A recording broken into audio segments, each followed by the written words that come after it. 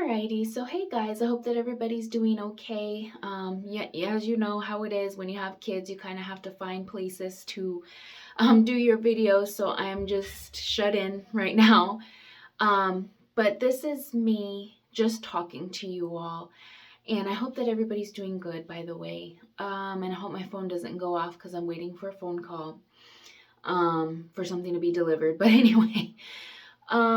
This is just me coming at you guys as transparent as I can be and as I have tried to be on my channel since day one. And some of you have been with me since day one, and some of you have been through this journey with me from the beginning. And so when I started my channel, I was just newly moved to Alabama from New Mexico, coming out of a horrible, abusive domestic violence situation. And I came to Alabama, and not too long after I came to Alabama with my 4 children and my minivan. You guys know the story. I have told it here on my channel. I didn't have any clothes. I just had the kids' clothes, a few, just a few items with me. And I drove 23 hours to come in one day and one night. I didn't stop to rest, to come to Alabama and reside here where my mother was at the time. And I started my life over. I didn't have any job. I didn't have any plan. So not too long after I moved here, I met my husband. He hasn't really come on my channel very much. There might be a video or two with a few little shots of him. I'm not sure. But I met him, and I thought that, well, what I felt in my heart at the time, that we were, we were meant to be together. And maybe we still were meant to be together. But in order for you to be together, you have to conform under God. You have to be under God. And although I was strong in my faith, he was not strong in his faith. He loved the Lord. He talked about God, and he, professed to me at the time that he had a relationship with God. But as time went by, he had a few issues that were preventing him from keeping close to God. Now, I will never take away from him that he was a good provider. He provided for me and my children, took all 4 of us in, and took very good care of us. And I will never take that away. He was a strong worker, always is, always has been, and always will be. I will give him that. But he had a drinking issue. He would drink. Of our whole 8-year marriage, 9-year marriage, I would say there wasn't a day that went by, not unless he was severely sick, not unless he was severely sick, which was maybe about twice, maybe 3 times in our whole marriage, that he didn't drink. He was a daily drinker. And especially on the weekends, that's when he would get the drunkest.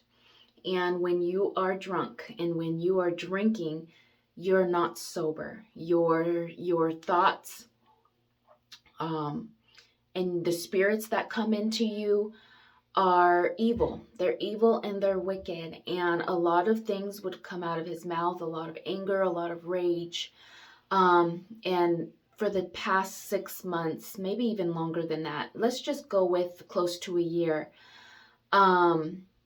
he was putting his hands on me. He was talking very angrily and getting in my children's faces, swinging belts at them, raising his hands at them. It got to a point where I was afraid to even take a shower because I was scared what he was going to say or what he was going to do.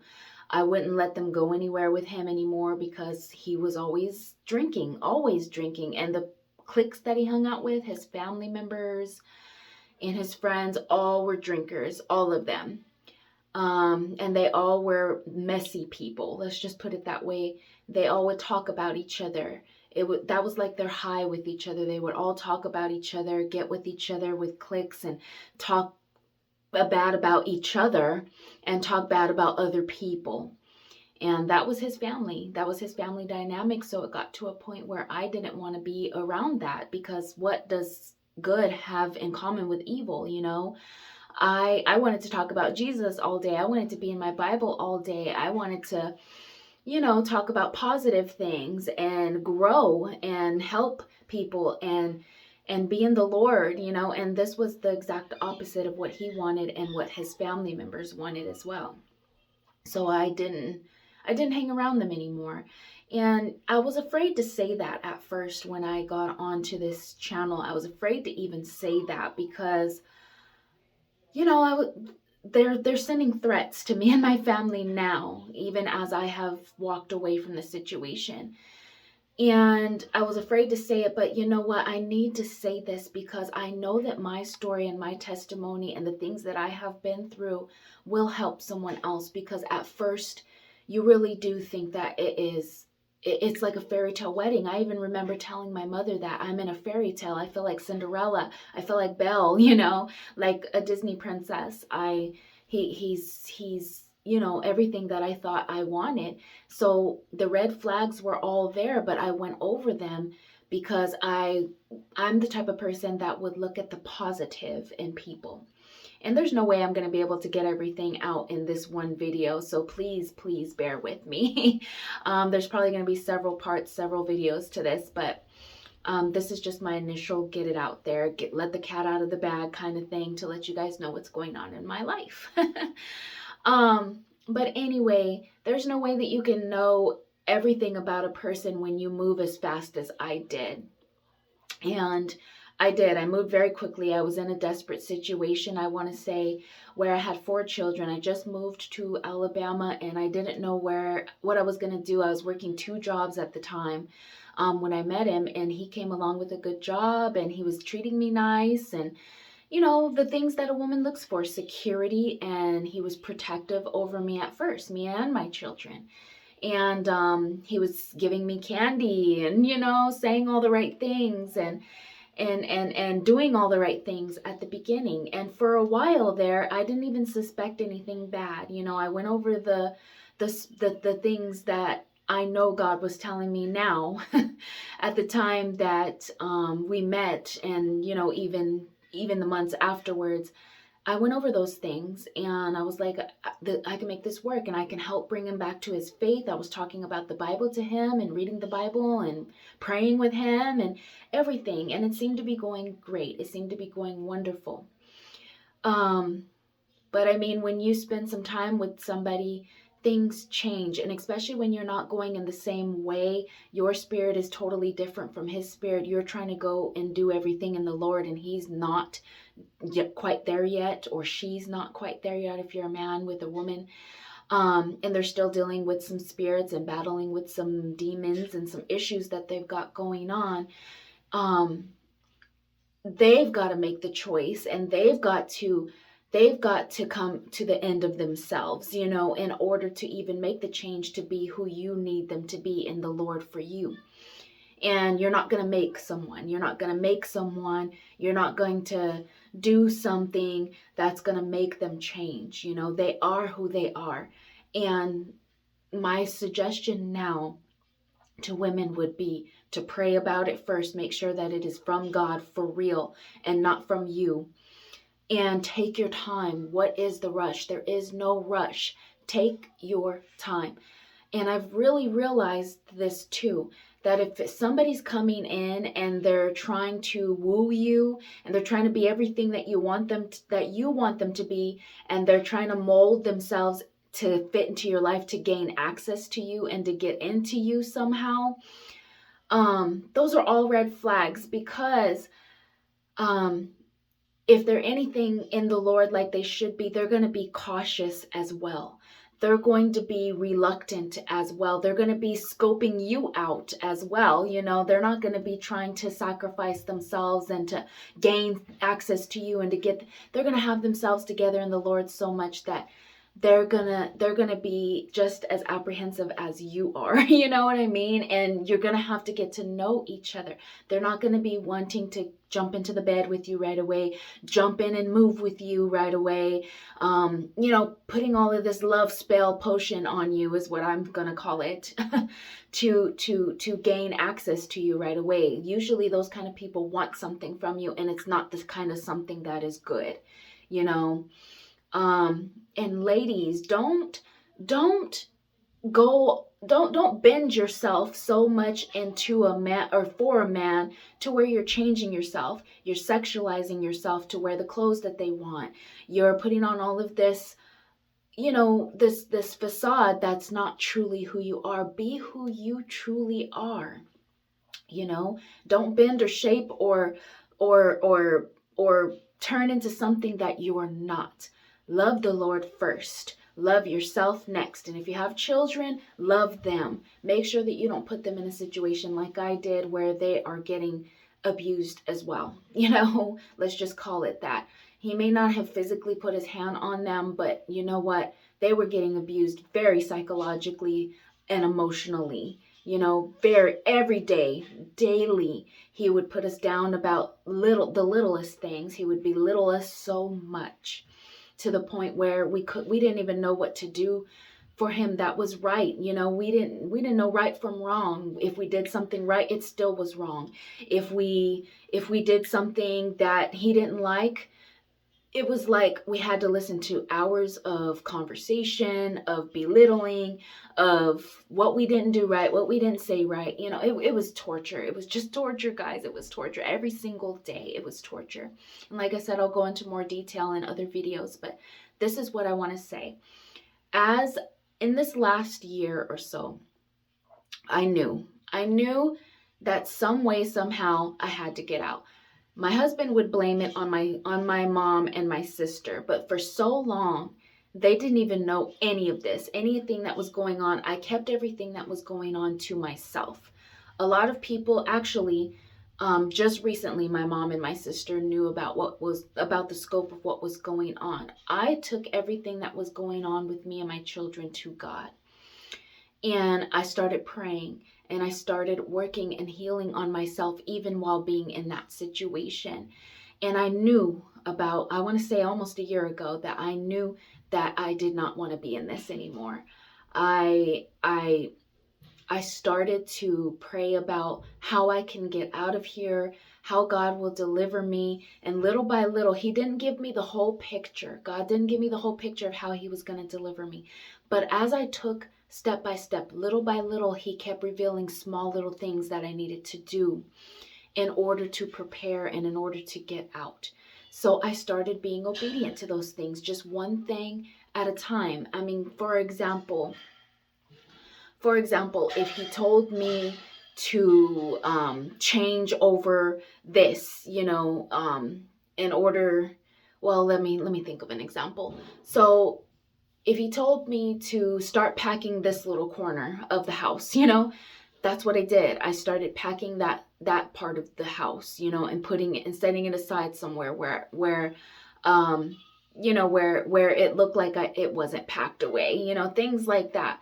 And you're going to feel like you're sneaking around. And I was doing a lot of sneaking around, I guess, if you can call it that, in order to start preparing my life to get out of this situation. And like I said, step by step, day by day, it was like a daily thing. God kept revealing me another piece of the puzzle to get out. But I kept praying for my deliverance, and God kept saying, I'm going to deliver you. I'm going to deliver you. So he opened up, on the day of the deliverance, he opened up a small little window where he wasn't going to be there for me to get out. And I didn't think it was going to happen that way. So that's why I said, when you ask God for deliverance, don't put in your mind a whole plan of what you think and how you think it's going to happen. Because 9 times out of 10, it's going to be totally different than what you think. And you're going to have to move that quick. Okay, so on the day that I was delivered, I didn't know I was going to be delivered. But that morning I woke up, and it just so happens that he was going to be gone for a few hours away. they were having a little get together, and I'm not going to go into details, but I woke up that morning and God kept saying, go, go. This is your opportunity. This is your opportunity. And literally within a few hours, I kid you not, I packed up my things, packed up my children, and made a little bit of a plan and left. And so he came home that same day to me and my children being gone. And this was just not too long ago, literally. I'm telling you guys this video maybe a week ago since we've left, and that's how and I never in a million years did I think that was going to be the way he was going to deliver me. But my point is, had I not prepared and had I not listened to God in preparing for that in the time span that I did, because like I said, it took me months to prepare for this, I would not have been ready to just jump up and go. But I was prepared to jump up and go. And I was scared. Because he's the type of person that is sending threats to myself and to my family. He's sending threats. He gets very angry. He gets very upset and irate and jumps from being, nice to flipping a switch and being angry and irate in a second. So I had to be careful. We had to be careful. We had to do this in a way where he wasn't going to harm us. He wasn't going to hurt us. And so, yeah, you've got to be ready. You've got to listen to God. And even though I didn't want to leave that day. I didn't want to, but that was my opportunity, and that was my way of escape. So I left. So ladies, gentlemen, when God is planning a deliverance and within your heart that it's time for you to go, it's time for you to leave, that's time for you to break camp in a way. You remember when the Israelites were sitting at that mountainside and they were just camped there. God said it was time to go. It's time to break camp. It's time to move on from this place. You know it in your heart and in your spirit and what God is leading you to and what God has been guiding you to, that it is time for you to go. Don't play around. Don't make any excuses. Don't dawdle this. Don't dawdle that. If you've got to leave things behind, remember, things can be replaced. If you're in a life-threatening situation like I was and you're in danger, your life cannot be replaced. Your children's lives cannot be replaced. You need to get in a place, in a space where you are safe. You are safe. And this is not to put my soon-to-be ex-husband, down or belittle him at all, but I did not feel safe. My children did not feel safe. So we needed to get out of there. And so you need to get in your war room and your prayer closet, and you need to pray, and you need to get that notebook and get that word, and you need to stay close to God, because your situation is going to be totally different from someone else's situation. And that's the worst thing that you can do in these times, or at all, is compare yourself and your situation to anyone else's. Listen, get into a position where you can listen to God and that you can be encouraged in God. Because when you're in these kind of situations, and I believe that this is a reason why God didn't have me talk to a lot of people either and let them know what was going on. Everybody has advice. Everybody has the best thing that you need to do. Everybody's going to tell you what to do. Everybody's going to be, speaking to you, and that's going to be louder. You need to be in a place where you're silent before God, and you need to listen to him and his plan that he has for you to get out, because you're not safe. You're not safe when you're in these situations. And that's why I've been talking a lot about evil and wicked people, because God taught me so much in this marriage about wicked and evil people. And I didn't have any idea how wicked and evil people can be. I had no idea. And I'm grateful for the lessons that I learned in this marriage, and I'm grateful in the lessons that I've learned along the way, because they have taught me life lessons now that I will carry with me for the rest of my life. And going inside of myself and really truly figuring out who I am and healing, even in these last couple of months, and even now after I'm out of the situation, I'm learning that I'm not sure if I was ever meant to be in a marriage. I'm perfectly content with the Bible, with being in the Lord and in my relationship with the Lord. I'm married to Jesus now, you know. And I know that my husband thinks that I left him for somebody else, or that there's got to be somebody else that I left him for, or whatever he might think. But no, I did not leave him for anyone else. There has never been anyone else. There will be no one else, as far as I can see. You know, unless the Lord says different, I am not going to get into another relationship until God says it's okay, if he ever says it's okay. But I've learned about myself that I'm perfectly content with being alone. Even though I have been married, I have been in relationships before, I have never fully connected or became one with any one human being on this earth. I have not. It's always been me and God. I've always been alone. I've always been a loner my entire life, you know. I wish I had my journals from when I was in, ever since I can write. I've always kept a journal, even when I was a wee bit girl. I have always kept a journal, and I realize now that that was my communication between me and my Father, me and the Lord. I have always had that strong connection with him, and I was aware of him at a very, very, very young age. And being that I have been in a relationship or in some kind of entanglement with some kind of man, even when I was a wee bit child, because I was violated as a child, there has been some kind of man controlling my life or over my life. And I've learned that I need to be alone. I need that. I need that space and that place to where I can find out who I truly am now in the Lord and be encouraged in him, finally, fully giving myself and my heart and my everything to him. I need that for me, because I have been, like I said, in some kind of entanglement with a man since I was 15 years old. Well, let's just say 4 years old. Because that's when I was violated as a child. And so I'm looking forward to what God has for me in him, just me and him. You know, I have my children to take care of, and I know I have all of these finances that I need to come up with, and I need to become a single mom now and get a job and take the brunt of it, and I have no money, you know, but that's all okay, because I'm encouraged in the Lord that everything is going to be okay. I know I'm going to be okay. I know that this is my new beginning. This is my new chapter. This is my new everything. You know, this is my chance to actually figure out my life, you know, figure out my life in the Lord, figure out my purposes in the Lord, figuring out what I am truly meant to do and where I'm truly meant to go. And it's going to be void of anyone controlling my life and manipulating me and my life and my children. I know I can do this. I know it looks crazy right now.